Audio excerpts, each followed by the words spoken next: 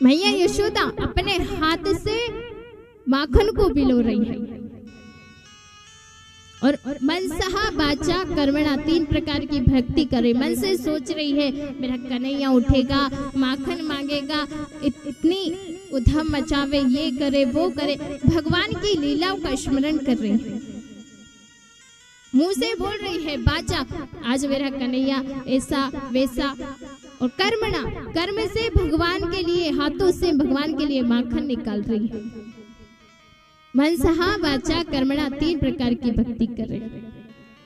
आचार्य शुकदेव जी राजा परीक्षित से कहते हैं कि मैया यशोदा चाहे तो दास दासियों से करवा ले, लेकिन स्वयं करती है। और ये बात बिल्कुल सत्य है। जिस माता ने अपने पुत्र की बचपन में सेवा नहीं करी, वो पुत्र बड़ा होकर के कभी भी अपने माँ बाप की सेवा नहीं करता। ऐसा है। आजकल तो नया जमाना आ गया, तो क्या करते कि बच्चे को जैसे ही जन्म देते हैं, आया आती है आजकल तो संभालने के लिए, दूसरे के गोद में दे देते हैं, आप ही दूध पिलाओ, आप ही सब कुछ करो, हमको तो बहुत काम है, बिजनेस संभालना है, ये करना है, वो करना है। अब जब कभी लड़ाई होती है तो कोई ये कहता है, कोई उसने कुछ पहन रखा है, अच्छे 5-10 हजार का कोट वोट पहन रखा, पैंट शर्ट पहन रखे। अब किसी ने आकर के उन कोट को, पैंट शर्ट जो थे उनको छुड़ा लिया, दोनों लड़ने लगे। अब उसने कहा कि मेरे पेट कोट शर्ट दे दे, बोले आ लड़, तेरी माँ ने अगर दूध पिलाया तो आज मुझसे लड़के ले ले। अब यहाँ आया ने दूध पिलाया तो यहाँ कहाँ लड़के ले लेगा। बच्चों को माँ का दूध पिलाना चाहिए, 4 साल तक पिलाना चाहिए। थोड़ा बड़ा हो 6 साल का तब उसे स्कूल पढ़ने के लिए भेजना चाहिए। अपने मन से, कर्म से वो सब बचपन में अपने बालक को देनी चाहिए, सारी व्यवस्था उनको देनी चाहिए। माँ का कर्म है, उनको सुसंस्कारित बनाना चाहिए, संस्कार उनको देना चाहिए, क्योंकि माँ ही पहली गुरु होती है। अब मैया यशोदा दही बिलो रही है। भगवान कन्हैया जब उठे तो उठ करके माखन मांगने लगे, ताजो ताजो माखन कहाँ से लेके आए। उन्हें कह दे कि जा रात्रि का माखन रखा है, मिश्री मिला के खा ले। नहीं नहीं, मैं तो ताजो ही माखन लूंगा, रात्रि का माखन नहीं खाऊंगा। तो मैया यशोदा ने सोची ने ये अभी हट कर रहा है। मैया यशोदा ने गोद में ले लिया कन्हैया को गोद में लेकर के अपने पास बिठा लिया और ऊपर चंद्रमा को बताते हुए कहने लगी, देख ऊपर क्या है। बोले मैया क्या है? बोले देख चंदा मामा। बोले अच्छा। अब तो माखन वाखन भूल गए, बोले क्या कहने लगे, मैया मोको तो चंदा दे दे, चंदा दे दे, चंदा दे दे। अब मैया ने सोची हाँ तू यही बैठ के चंदा चंदा करतो रे, तब तक मैंने एक माखन निकाल ली। अब मैया यशोदा फिर से माखन निकालने लगी तो मैया यशोदा का हाथ पकड़ करके हटा दी, मैया मुझ को चंदा दे दे। अब मैया ने सोची अब चंदा कहाँ से लेकर के आऊं, तो मैया यशोदा ने क्या किया, एक बड़ी सी परात ली, उसमें पानी भर दिया, सोई चंदा मामा नीचे आ गए। अब कन्हैया कह रहे थे कि चंदा दे दे, चंदा दे दे, मैया यशोदा के दिलों आ गए चंदा। कन्हैया भी बड़े समझदार, कन्हैया ने जो ही थाली में हाथ मारा, कहाँ गए चंदा, मेरे को तो चंदा ही चाहिए, चंदा ही चाहिए करने लगे। मैया ने कई बड़ों परेशान करे, उन्होंने उठा के अपनी गोद से नीचे बिठा दिया। अब जैसे उन्होंने नीचे बिठाए तो कन्हैया को गुस्सा आ गया। कन्हैया को जैसे गुस्सा आया, कन्हैया उठ करके खड़े हो गए और कहने लगे, मैया तुम को चंदा दे रही कि नहीं दे रही? बोले जा नहीं दे रही। बोले मैया मोको चंदा चाहिए, तू चंदा दे दे और अभय दे दे। बोले जा तुझे जो करना है कर ले, मैं चंदा नहीं दे रही। अब भगवान कन्हैया बड़ी सुंदर सुंदर धमकियां माँ यशोदा को दे रहे। पहली धमकी क्या दे रहे, मैया तू चंदा दे रही कि नहीं दे रही? बोले नहीं दे रही। बोले अगर तू चंदा नहीं देगी तो मैं सुरभि का दूध नहीं पीऊंगा। बोले नेक सो लाला वैसे तो दुबलो पतलो है गो, दूध नहीं पियोगो तो। बोले मत पी, नहीं पीनो तो मैं तो बलराम को बैठा करके पिला दूंगी। अब दूसरी धमकी देते।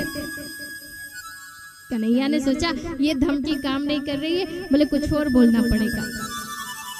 तो कन्हैया ने कही, ओ मैया चंदा दे रही कि नहीं दे रही? बोले नहीं दे रही, जा।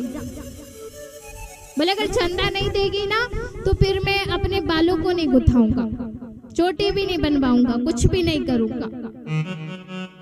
यशोदा ने कही मत करवा, मेरा पुत्र एक और रहेगा बलराम, मैं उसके वेणु गूंथ दूंगी, उसको दूध पिला दूंगी, उसको अपने पास रखूंगी।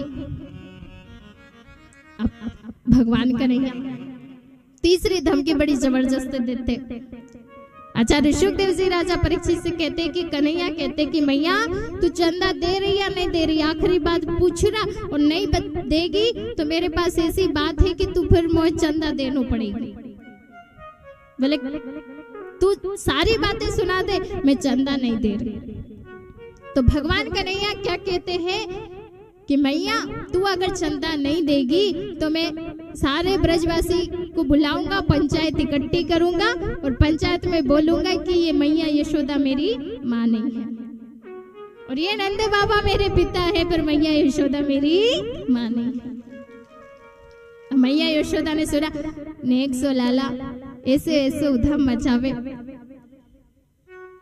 फिर से मैया यशोदा ने कन्हैया को उठाया और अपनी गोद में बिठा लिया। मैया यशोदा ने कहा, लाला तू नेक सो लाला, छोटे सोते इतनी तोतरी बाणी बोले, वो कितना अच्छो लगे तू।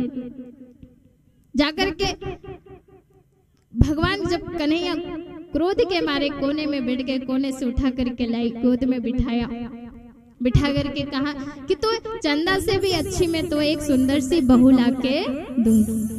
अब भगवान चंदा वंदा तो भूल गए, अब क्या करें, हम तो बहू लेंगे, बहू लेंगे, बहू लेंगे। मैया यशोदा ने कही, मुंह धोबे आई हुए नहीं, बहू चाहिए, भोजन भी मैं कराऊं गोद में बिठा करके और बहू चाहिए। बोले लाला तू ये बता कि तू कितनी बड़ी बहू चाहिए? तो कन्हैया ने कही कि माँ इतनी बड़ी बहू मुझे ला करके दे दे कि जब मैं गैया चरावे जंगल में जाऊं तो उसे जेब में रख के ले जाऊं। तो मैया यशोदा ने समझी कि कोई छोटी सी वो गुड़िया आती है खेलने की, उसकी कह रहा, तो मैया यशोदा ने गुड़िया ला करके दे दी, भगवान वापस खेलने लग गए। ऐसी ऐसी लीला भगवान कृष्ण करते हैं। लेकिन खेल रहे हैं भगवान कृष्ण गोद में बैठ करके। अब तभी एक दासी आई, आकर के कहने लगी कि मैया, बोले क्या बात है? बोले आप तो यहाँ लाला को लेकर के गोद में बैठी हो, बोले वो वहां पर तुम्हारा दूध चूल्हे से उफन गया। जैसे ही दूध का सुना, मैया यशोदा ने फिर से भगवान श्री कृष्ण को नीचे बिठा दिया और दूध को उतारने के लिए चली गई। तो भगवान श्री कृष्ण ने क्रोध के मारे अपने जो गाल है गुब्बारे की तरफ फैला ली और अपने जो होठ है वो दांतों से दबा ली और कहने लगे, या मैया को प्यारे ना, या मैया को दूध प्यारो लगे, बोले पूत प्यारो ना लगे। आज मुंह बिठा करके नीचे चली गई, दूध को उठाने के लिए चली। अभी बताओ या मैया को, और कहीं से इतना बड़ा लोड़ा लेकर के, पत्थर, इतना बड़ा पत्थर लेकर के आए और जिस मटकी में मैया यशोदा दही विलो रही थी कन्हैया के लिए, उस मटकी में जोर से मारा, सोई मटकी फूट गई। अब मटकी फूट गई। अब जैसे ही मटकी फूटी तो कन्हैया सोचने लगे, अभी मैया आकर के मुझे मारेगी, तो चले गए उखल में, जहाँ रखा हुआ था दूसरे चौक में चले गए और झूठ मूठ के आंसू लगा करके रोने लगे। छोटे छोटे जो बच्चे होते हैं ना, कुछ गलती कर देते हैं तो फिर झूठ मूठ के आंसू लगा लेते हैं, फिर रोते हैं। तो फिर उनका रोना देख करके कोई उनको कुछ नहीं कहता। अब रो रहे हैं भगवान श्री कृष्ण। उधर मैया जैसे आई, पहले तो उन्होंने मटकी को फूटी देखा, देख करके पहले तो जोर जोर से हंसी, यो नेक सो लाला, मैया गोदी से नीचे डाल करके कहाँ चली गई, यानी तो मेरी मटकी फोड़ दी। वो मटकी दादी सास के जमाने की थी मैया यशोदा के पास, उसमें 40 किलो दही आता था।